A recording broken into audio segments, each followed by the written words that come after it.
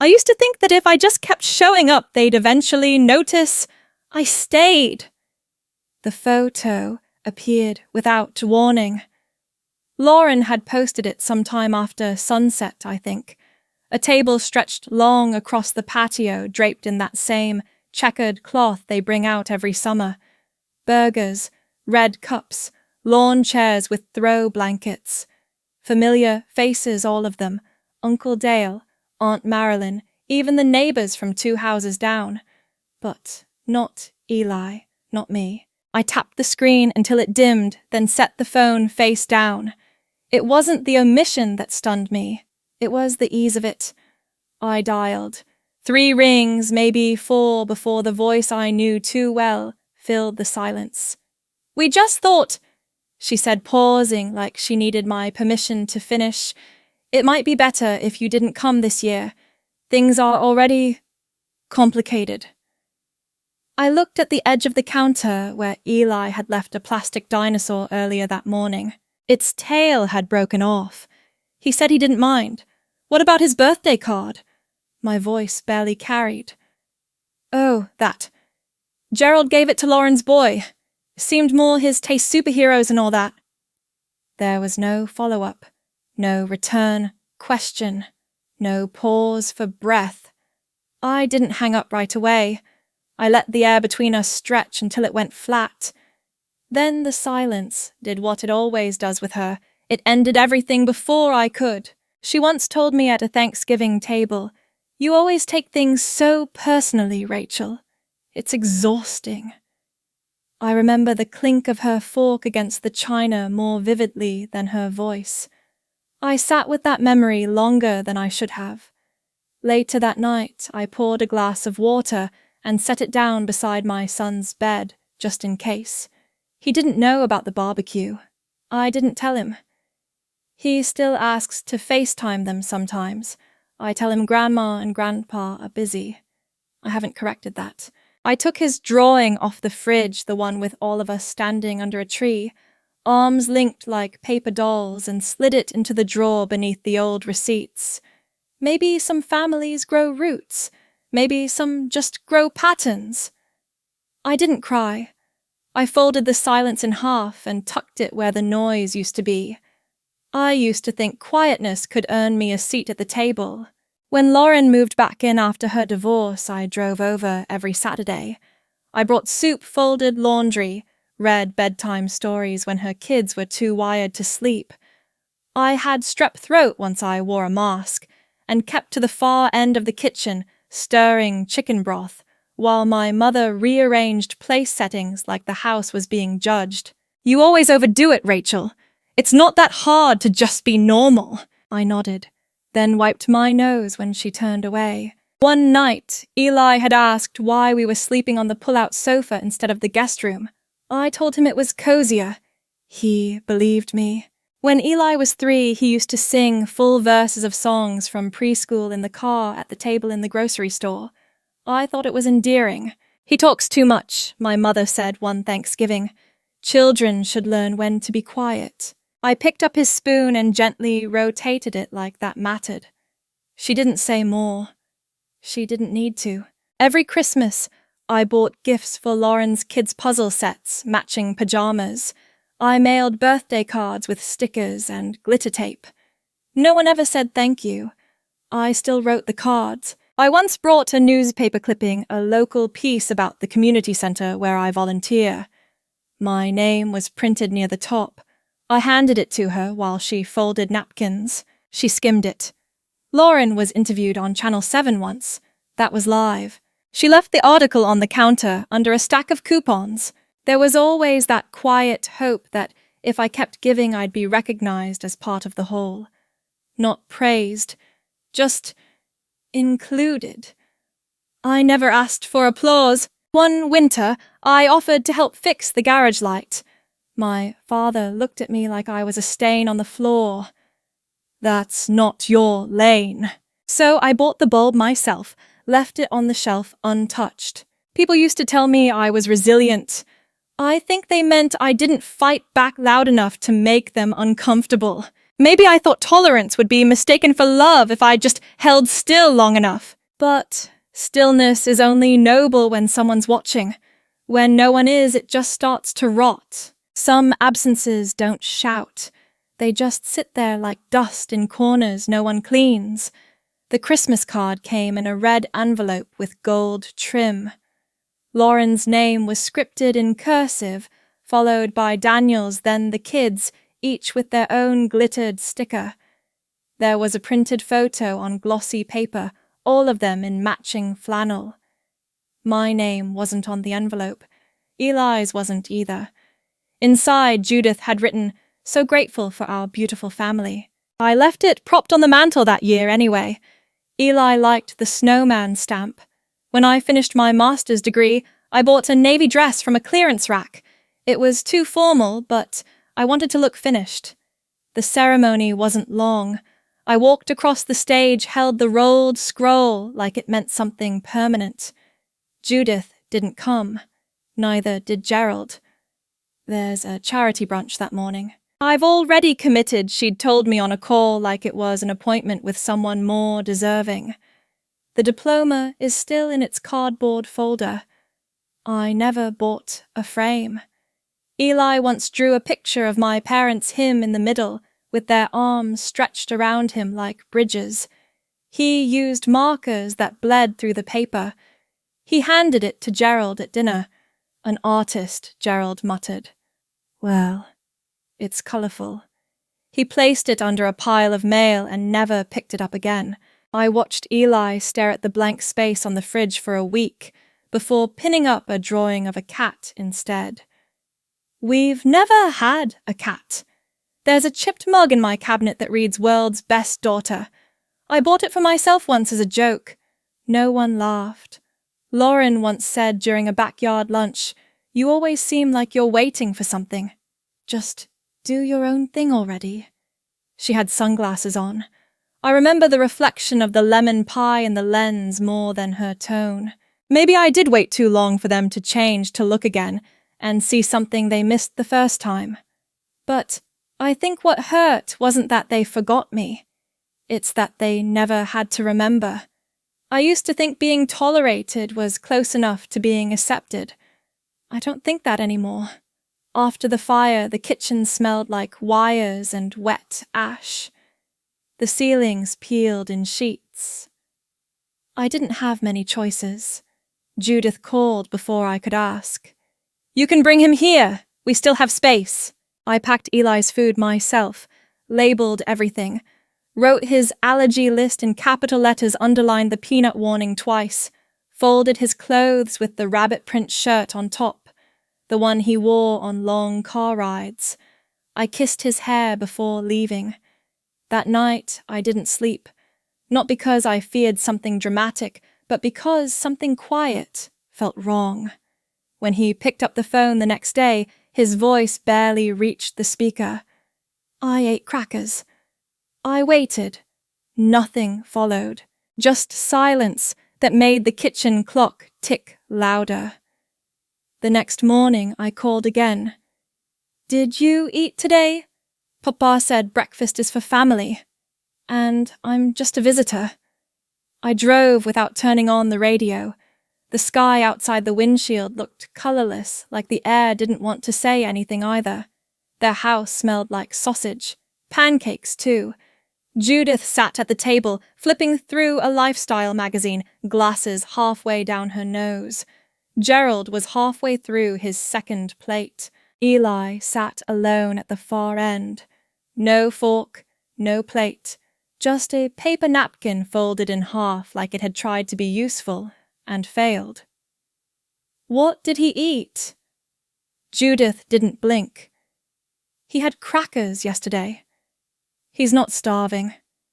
Eli's voice was small, like it had nowhere to stand. I didn't have breakfast today. Gerald cut into a pancake and kept chewing. Not every child gets to be raised in this home. Lauren's kids are ours. This one, he's yours. I reached for my son. He didn't resist. His hands went to my collarbone and stayed there. No one stood. Judith flipped another page. "You're making a scene over a snack." I didn't answer. I didn't look back. At home, I poured water into a chipped mug, watched the steam curl upward. That same mug Judith once gave me in a gift bag, labeled extra. They hadn't forgotten to feed him. They'd remembered who he belonged to, and they decided that was enough to withhold love. And food, and everything in between. Silence doesn't always mean surrender. Sometimes it's what's left after the shouting ends, or never began. At the diner, Eli stirred syrup into his pancakes without taking a bite. His fork scraped against the plate, once then rested. "My stomach feels weird." I nodded. He leaned against my side, small and folded in. Back at the apartment, I opened the hallway closet. On the top shelf there was a shoebox labeled Rachel, Misk. I hadn't touched it in over a year. Inside were hand-me-down toys, candles that smelled like Lauren's kitchen, and a scarf I never wore because Judith once said it made my face look long. At the bottom I found a card. Easter, maybe. A printed message signed from all of us. No names. I laid the card on the counter next to the chipped ceramic bowl with the crack along one edge. It had been a wedding gift, not mine, Lauren's, passed along after her second move. "You'll make more use of it." I pulled out a sheet of paper from the drawer beneath the sink and drew 5 lines down the center. At the top, I wrote what they love. I listed them one by one. Appearances that photograph well. Lauren's children. The cabinet of imported porcelain. Compliments from church friends. My silence. That last one made the pen pause. They never asked for my opinion. They asked for my quiet agreement. My place was not to speak, but to nod, fold. Napkins bring desserts without needing thanks. I underlined the 5th line, slow and deliberate. Then I wrote one more sentence beneath it. I won't feed what feeds on me. I didn't post anything. I didn't text. I didn't explain. There was no announcement, no grand removal. I simply stopped filling the space they left for me. The phone rang twice that evening. I didn't answer. The silence felt heavier than usual. Not empty, just rearranged. Later, I folded the list in half and placed it in the cracked bowl. I didn't throw it away. I didn't burn it. I left it sitting in plain view like a truth they'd never asked for finally spoken without a sound. Some absences don't beg to be noticed. Some just stop showing up. Some distances don't begin with a goodbye. They begin with a pause no one bothers to fill. I watched Eli kneel by the window with a tub of mismatched Lego bricks. He made towers, knocked them down, and started again. When he laughed, it came out unsure at first, like he was testing whether the sound had permission to return. I let the phone ring that night without checking the screen. Not in defiance, just because the sound no longer meant anything urgent. The kettle whistled low and uneven like it needed tuning. I poured water over a tea bag someone had left in the cupboard before we moved in. It tasted like dust and something faintly citrus. I drank it anyway. I opened the window. A single leaf spiraled across the sill, caught in the wind's indecision. The street below was empty, save for the sound of a delivery truck rattling too fast over a pothole. The curtains fluttered against my hand, soft from too many washers. Aunt Marilyn called. Her voice had that practiced brightness it always carried around family, until it faltered. "You never used to say much. I thought you were just sensitive." I told her everything, not with edge, not with bitterness, just what happened. She went quiet for a long time. Then I didn't know. "I'm sorry. I should have asked sooner." She didn't say more, and I didn't ask her to. Brian texted an invitation. Backyard barbecue. Bring Eli. Bring anything or nothing. It's just us. I didn't go. I stared at the message for a while, then put the phone back down. Not because I didn't want to see them, but because I wanted to choose when I was ready to be seen. The next day I opened my contacts and deleted 2 names. No announcement, no message, just a soft swipe and 2 empty slots where history used to sit. There's a dent in the second drawer of the kitchen from where it doesn't close all the way. I pressed it back gently with my palm, knowing it would never stay flat. Not everything heals, but some things shift. There is a kind of quiet that isn't loneliness. It's the sound of something unwanted leaving the room. And this time, I let it go without reaching for it. People rarely return because they've changed. They return because something they needed got quieter. Lauren called while I was folding towels. The ringtone felt too familiar, too rehearsed. Mom's a little concerned. Folks at the women's group noticed you haven't been around. I adjusted the edge of a pillowcase so it lined up with the seam. I don't know if you meant to make this into a thing, she added, but it's starting to look like one. I didn't say anything. She didn't wait for more. Later that week, Judith's voice filled the voicemail inbox like perfume spilled on tile. I think we all got our wires crossed. No need to make this public. Families have missteps.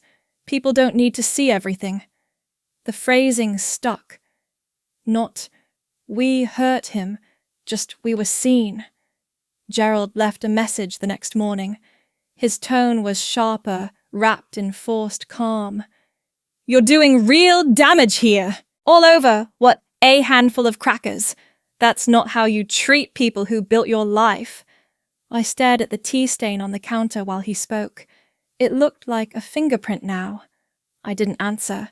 Instead, I made a few calls, not to retaliate, just to speak plainly.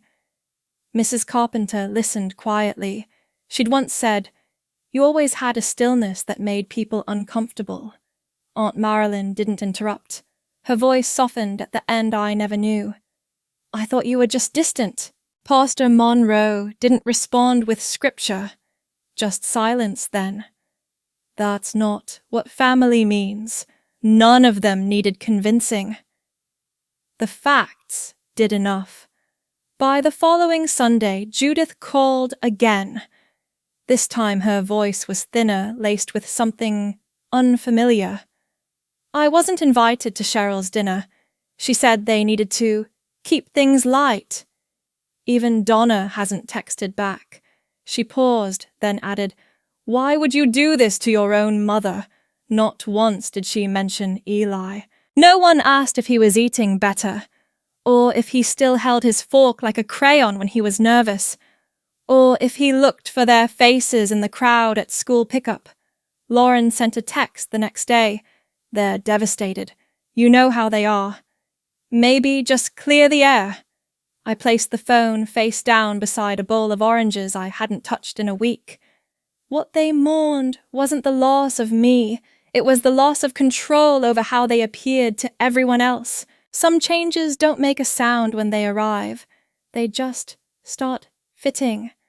At the library, I shelve books in the children's section 4 mornings a week.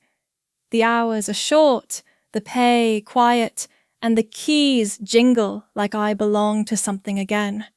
The break room smells like instant coffee and lemon cleaner. I don't mind.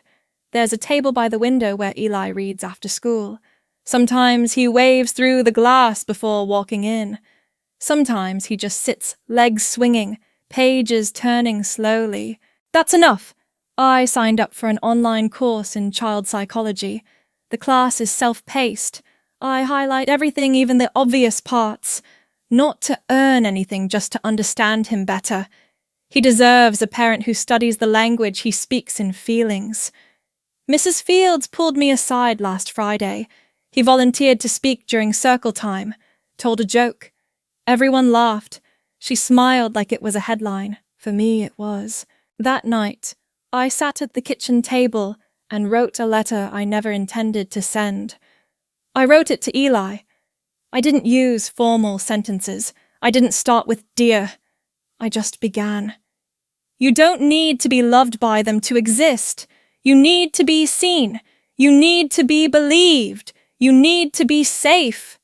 I folded the paper in thirds, placed it inside the drawer with the utility bills.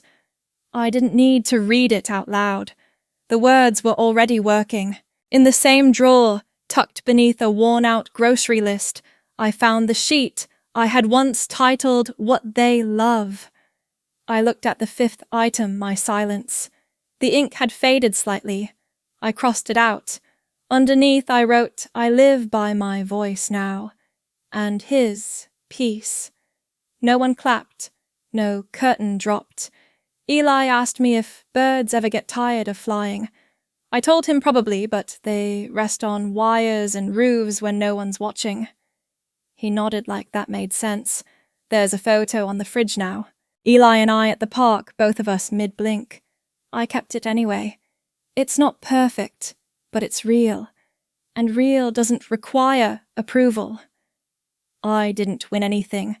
There was no prize for enduring, but I look in the mirror now and see someone I don't need to explain.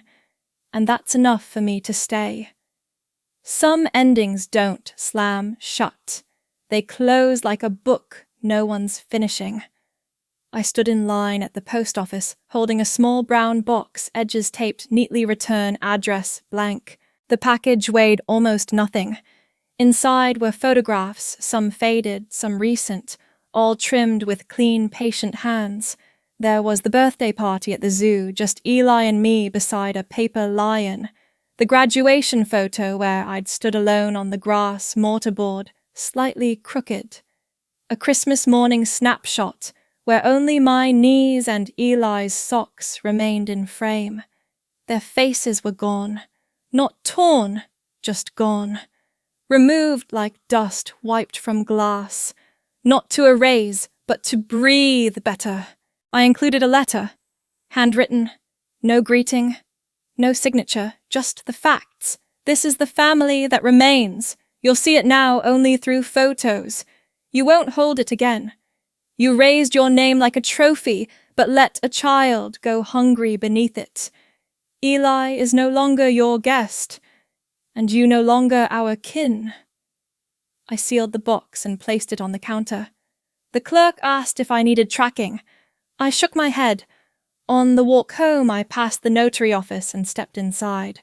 The form was already filled. Name change request. From Whitmore to Prescott. One line, one signature, one quiet severance. There was no speech, no confrontation, no final phone call where someone begged or yelled. Just the thud of the stamp and the faint creak of paper as I folded the confirmation into my bag. At home, I found the old name etched into a library card. I held it up to the light, read it, one last time, and slipped it into the drawer beneath expired coupons and stray buttons. Judith once told me names carry history. Don't throw that away lightly, but history, like any story, depends on who keeps telling it. I didn't need theirs anymore. In the corner of our kitchen, a frame sat waiting Eli's drawing of a house with just 2 windows, 1 tree, and no chimney. He'd written home in uneven pencil at the top. No last names, no people missing, just space and color and light. I didn't send announcements, no posts, no updates. There was nothing left to declare, just a box, a line on a form, and a truth no longer held in place by someone else's name. Peace doesn't announce itself. It just stops needing to explain. I boiled water slowly this morning, not because I forgot, but because there was no reason to rush. The peppermint tea box was slightly dented, the tag on the bag torn at the corner. Eli had picked it out last week after inspecting every blend with the seriousness only 7-year-olds can manage. Light came through the window at a slant, touching the tops of the picture frames we never bothered to straighten. One still leaned sideways where the adhesive strip had given out. I left it that way. On the chair near the door, my work shirt hung with the small wrinkle at the collar. I didn't press it. I didn't need it pressed. Eli sat on the floor with the map puzzle pieces scattered like breadcrumbs across the rug. Is Alaska farther than California? I nodded. It is. And colder. He didn't pause. Then, you'd better bring your warm coat if we ever go. I smiled without thinking. We didn't talk about church services. No one reminded us it was Sunday. There were no texts, no voicemails, no "Where have you been?" or family photos are due. Just air and sunlight, and the soft click of cardboard sliding into place. I opened the drawer where I kept things that used to matter. A few letters I never sent. A birthday card with someone else's handwriting. One photograph folded at the corners, showing only sky. I placed them into a small wooden box with no lock, not hidden, not displayed, just stored. There was a time I thought closure had to be loud, a confrontation, a reckoning, something witnessed. But now I understand some doors don't slam, they seal when no one tries to reopen them. A bird landed on the railing outside the window, then flew off again before Eli could spot it. A yellow leaf floated down behind it and caught on the screen, clinging for a moment before letting go. Eli looked up. Mom, I'm not hungry anymore. I ran my fingers through his hair once slow and unspoken. Neither am I. I didn't mean food. And he knew I didn't.